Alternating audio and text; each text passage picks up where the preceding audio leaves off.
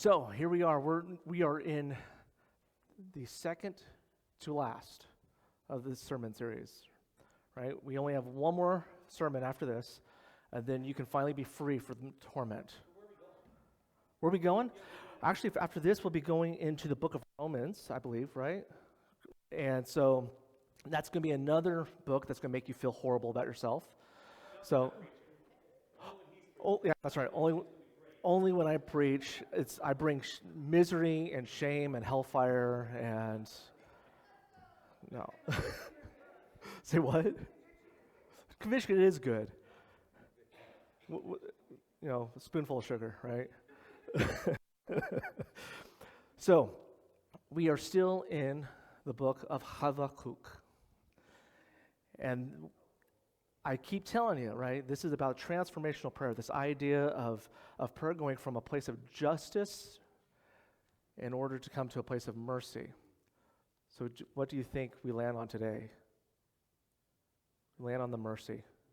We finally get to the true mercy of it all. In fact, what's really cool is this is the center of the third chapter. And if you remember the center of the second chapter, it was what? Please tell me you were listening. I'm joking. That was quite a few weeks ago. The center of the second chapter, which is the center of the book, is that the name and glory of God will be known throughout the world as the water covers the sea. That was the center of the book. It is the glory of God will be known to all. Spoiler alert. The center of here is also going to be talking about that tonight, or today. Tonight. Wow, I'm already wanting to go to bed.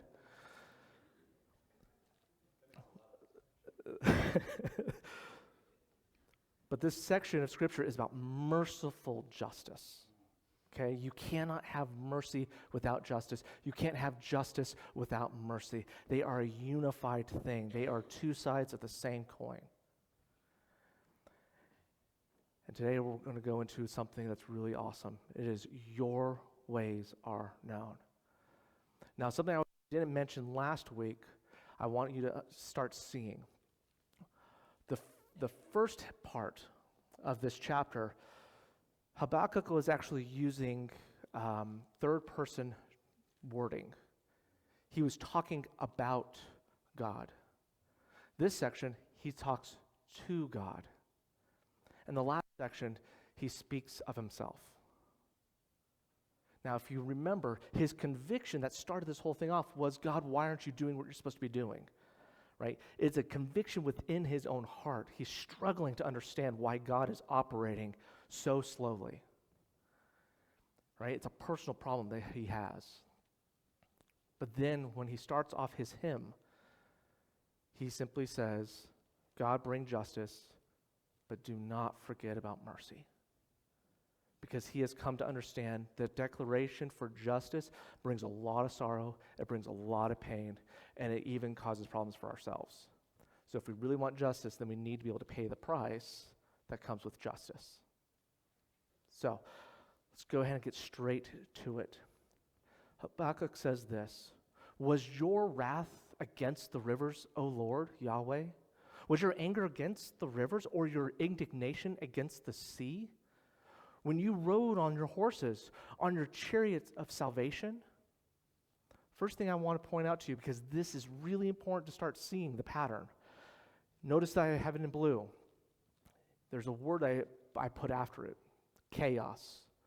In the mind of the Hebrew, in the mind of the ancient, it was important for the people to understand that chaos, that the forces of chaos is connected with the sea. Right? Because what do you find in the sea? Formlessness. You find an absolute void at the bottom that will crush you to death.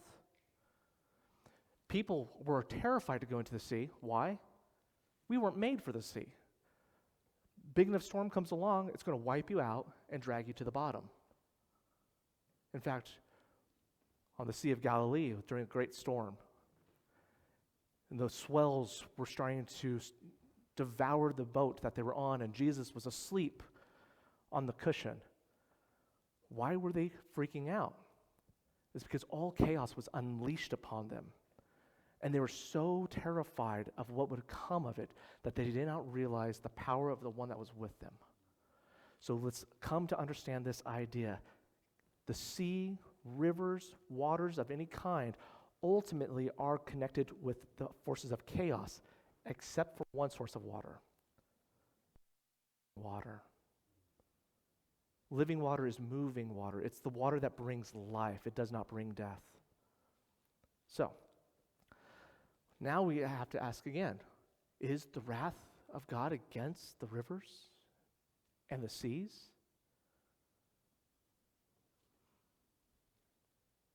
Was he against chaos? Absolutely. Is it against the very thing of itself? Absolutely not. But the idea of chaos he's against. This should remind us, immediately when you see this should remind us of two stories specifically when God brings himself against water. First, Exodus 14. This is the crossing of the Red Sea. The second one is Joshua 3. This is the crossing of the River Jordan.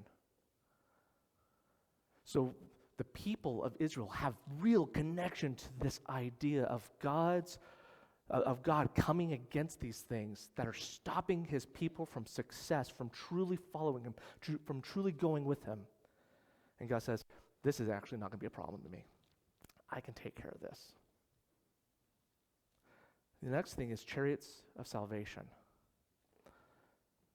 The verse I have there, Deuteronomy 17:16, this is actually the command that God gives to the kings, saying that you will not go to Egypt in order to acquire horses, in order to acquire chariots, in order to acquire anything of warfare.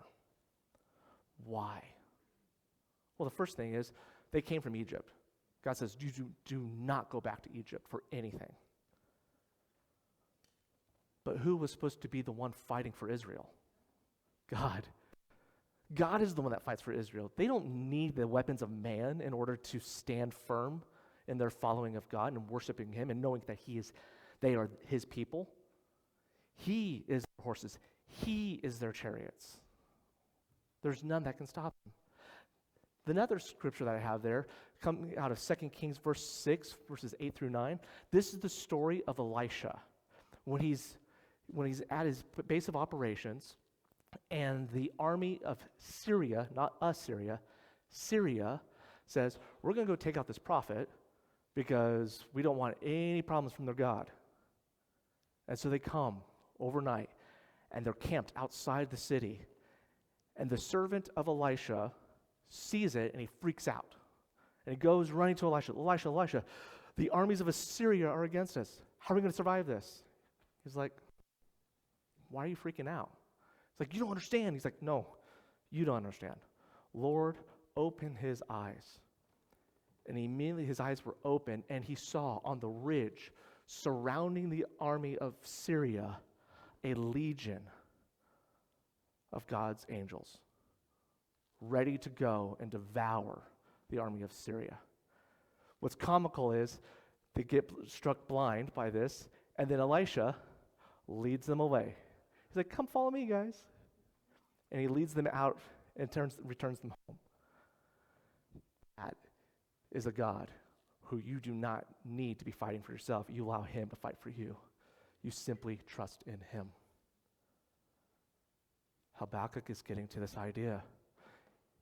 I know your stories, God.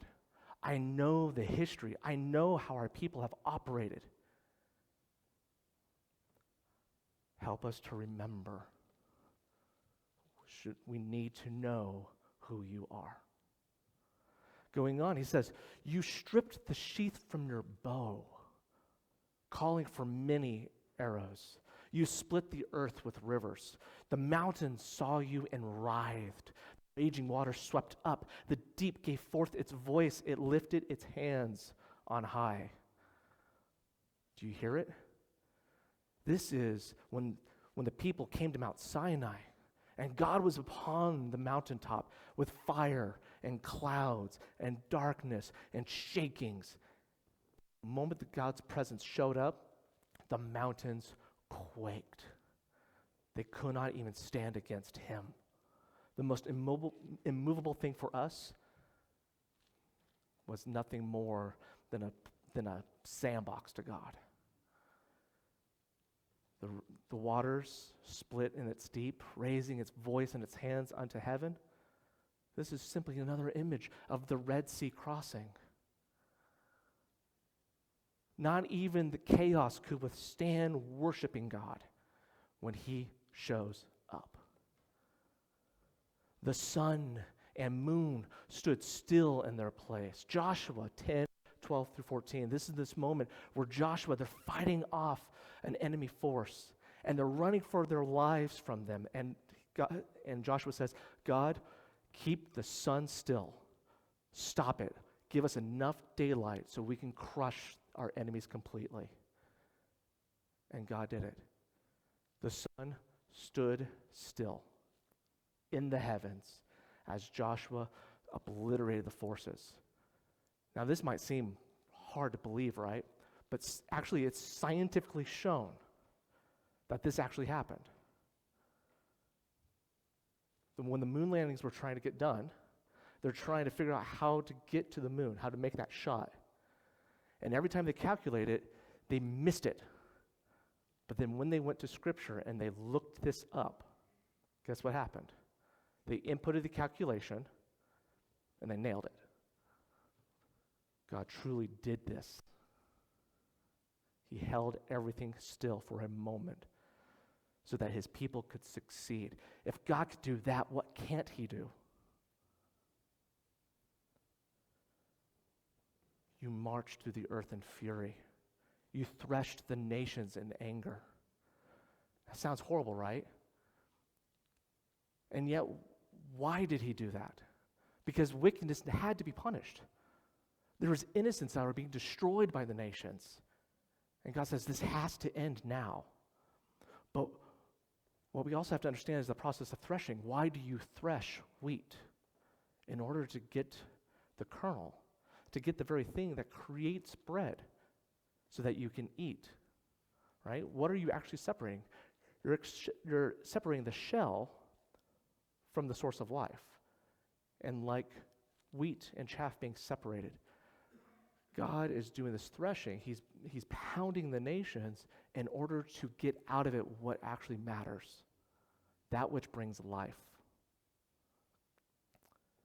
You went out for the salvation of your people.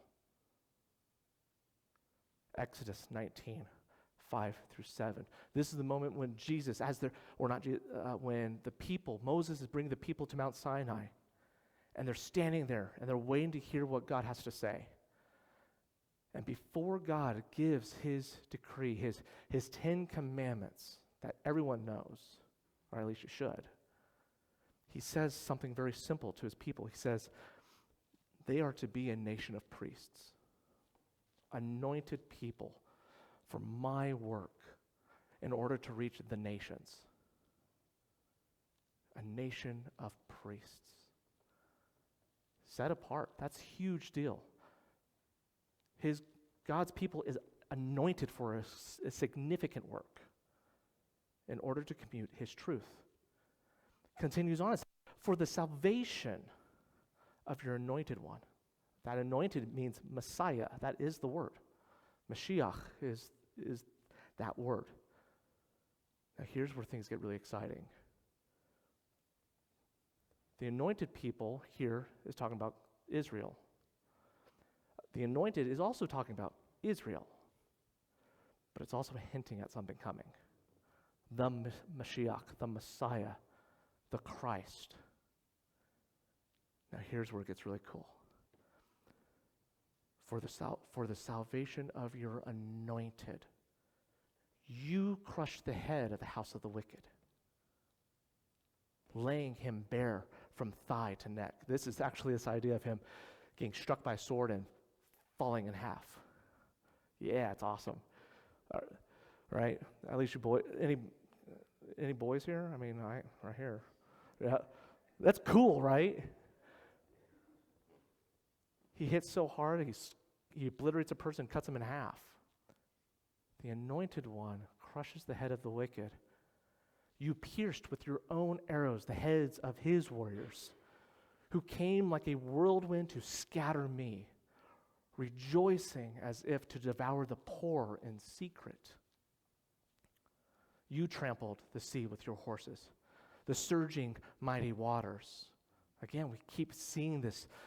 The Exodus was the biggest moment in Israelite history. Everything they do points back to that time. From the moment they left Egypt to the moment they walked for 40 years because of their own uselessness in obeying God, to the point they crossed the Jordan River and Joshua led them on a campaign to take the land. This is a crucial point in history for Israel, because this was the moment where God, he made a promise and he kept it in the most miraculous of ways. It's so amazing that people struggle to even imagine or accept the truth of this. That is amazing. And yet, it's all connected.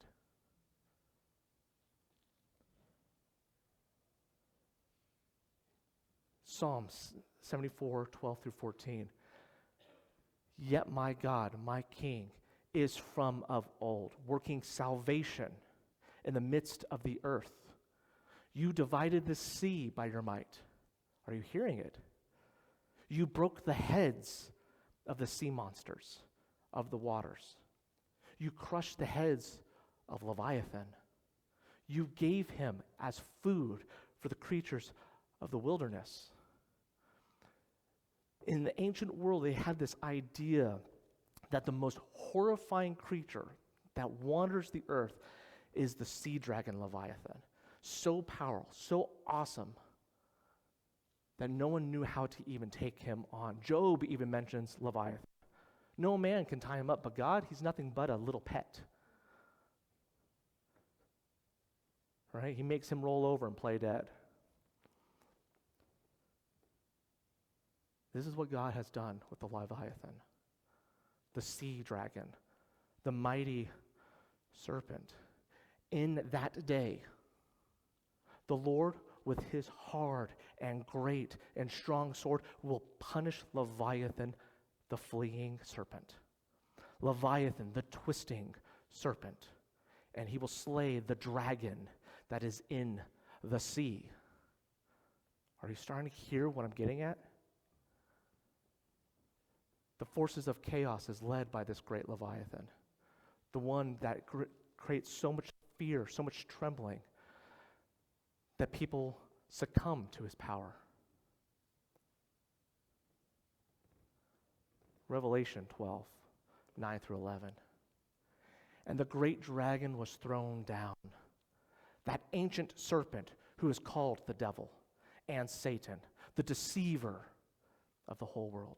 And I heard a loud voice in heaven saying, now the salvation has come, for the accuser has been thrown down before our God. And they have conquered him by the blood of the Lamb and by the word of their testimony. Habakkuk is getting to this idea of talking about his people who are overcome by such a crazy force that they don't know how to withstand it. Their sin has brought them to a place where they need to be destroyed because they have become worse than the worst of the world. And Habakkuk says, you've got to set it straight, God. And so God says, yeah, I'm going to do that, and I'm going to do it this way. Habakkuk struggled to understand that idea that something more wicked than the people of God could be prospered in such a way that they could take them out. But who is the true enemy? Is it just people? No. It is the spirit forces that resist God's will, who does everything they can to drag you down into the depths of the sea, into Sheol, the land of the dead. And Habakkuk has said it very clearly. The Messiah will come and he will crush the head of the wicked. He will split them in two. He will thrash that serpent so hard. He will destroy the Leviathan so greatly that he will just feed him to the creatures of the world. He'll be so utterly devastated that when people see it, they're like, right on. Right on. Finally. The thing that scared us and kept us trembling in the dark is being destroyed. It's a pretty short sermon, I got to be honest. It's a lot shorter than normal, right? I know, right? Be amazed. Be in awe. Perfect. But here's what we need to internalize here. First and foremost, the history of God and the faith of his people is our inherited story. Romans 4, Paul says it very clearly. Because of the faith of Abraham, he was considered righteous. And because we have that same faith, we too are considered righteous. What work do we have to do? Simply follow, obey. When he splits the Red Sea, take the step. And if it feels like you can't take the step because the water is still roaring, remember Joshua. The river Jordan was not dried up until the foot of the first priest entered the water. The moment his foot hit that water, that river was dried up.